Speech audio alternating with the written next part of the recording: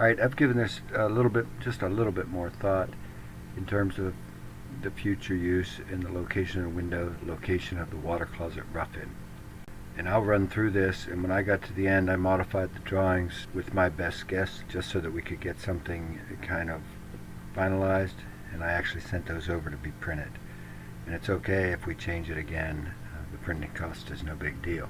So there was an error on yesterday's plans anyway, because this sink, remember, this is centered on this wall here actually, and we moved that over. So that's one of the changes that was definitely made. But then I started looking at the wall intersections. At the end of that I thought it's probably not worth it to put them in and just open the wall up at the time it is done, since you can't really know for sure. Perhaps except for the one that maybe divides this here, that one there. So maybe those interlocks are put in. I didn't show them yet on the plans, but a person can just plan for that as they go and do it then. But I did add this window up here, and then I wanted to horse around with how that was going to interface with any potential closing in of the rooms up in there. And I had the toilet right there, and that's where it had stayed through most of this.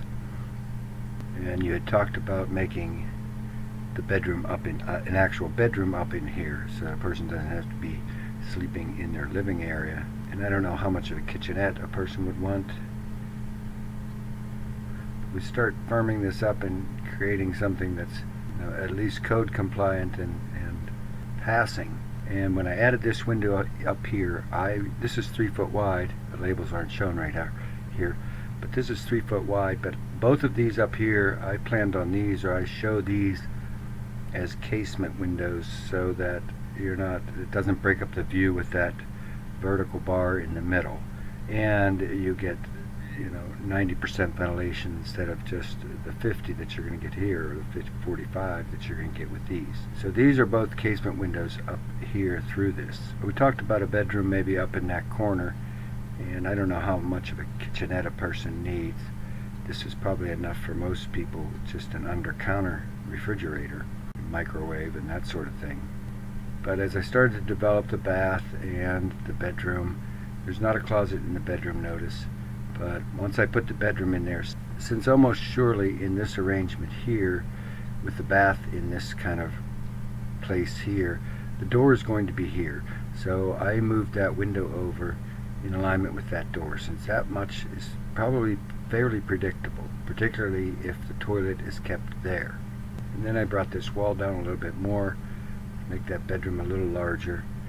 There's not much living space down here. If the kitchenette is here, I don't know where the couch or TV and that sort of thing goes in that sort of an arrangement, but it does create a full closet in this bedroom. This bedroom's actually pretty chunky now, and we have room to play with yet in the bath, and I was playing with that a little bit. But if a person was crazy for closets, this would be the plan. And so I moved those back a little, trying to get this living space a little larger. And I really don't like these pedestal labs, especially for a person that's older and there's no place to sit your things. I mean, you could have a decent medicine cabinet. And in terms of some of this closet, don't forget there's a whole big garage here in terms of storage of things. But I really liked shifting this and making it more of a linear bath like this, where we have a regular full vanity here and a full 60-inch shower here, and then a toilet alcove. And in that case, then that window would get moved more in line with this door, or that would be my inclination. We can actually tighten that bath up a little bit, make that bedroom even a little bit larger, 11.5 now. But if you didn't need the closet in that bedroom, and I don't care for that at all, I never care for that. So putting things in a line, you end up with something like this. There's a little more usable living space down through here now. And we may as well get rid of this fight between these two doors in this fashion, so you can see where this impacts. Where do we put that toilet rough in? Also, I want to mention, I don't know how those work, whether it's just the flange, the downward flange, and they don't put the vent pipe in advance, or how that exactly works. And so that might have to be worked out with the plumber. Some of this could be worked out as it's built, and I can help coordinate that if we don't know exactly what we want to do right now. But this is, I began to come to a bath that I could live with. It was a decent, it goes down to a 48-inch shower, but they have some nice 48-inch showers with the built-in seat. And this is a nice, and this vanity is actually only 30 inches. It's not 42 in this permutation. And now I got that up to 36 with this kind of L-shaped top over the toilet, and the toilet is brought forward 4 or 5 or 6 inches. So again, that impacts where that toilet flange is. And then in the bedroom, since there's no closet, you would have to plan on that sort of an arrangement there, which means probably that window could go to the left a little bit. But for my purposes, I stopped there, and because I like this bath more than the others. I like this bath. I mean, this one's alright too. This bath is alright. But I like this one, even though the shower's a foot shorter. I like this better for the division of space and better for the flow of traffic, all of this here. So I took those windows where they are there in that arrangement because I liked them, and they were as good as any that I had come up with so far, and transferred those into this drawing, including the water closet rough-in. So you can see it's a lot to consider, and it's fine if you want to change this around. In terms of permitting, that's not going to affect us. So we could actually just, as long as people are clear, this could be changed as you go along. These need called out though, just so the person can build it.